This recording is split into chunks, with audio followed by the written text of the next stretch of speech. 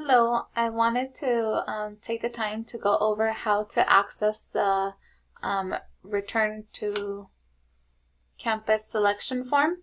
So I am in the San Gabriel Page website. If I scroll down,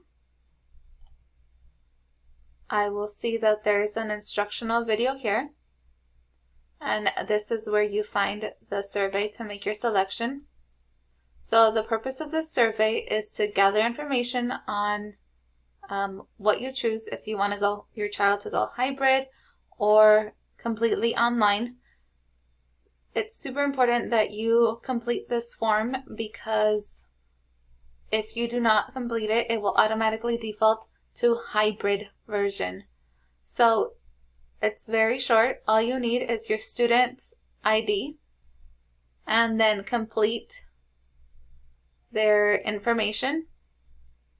And down here you would select, there's a spot where you select if you want them to go back hybrid or virtually. So please complete this before Sunday. The deadline is Sunday. Remember, if there is no response, the school will automatically default your child to hybrid. Thank you.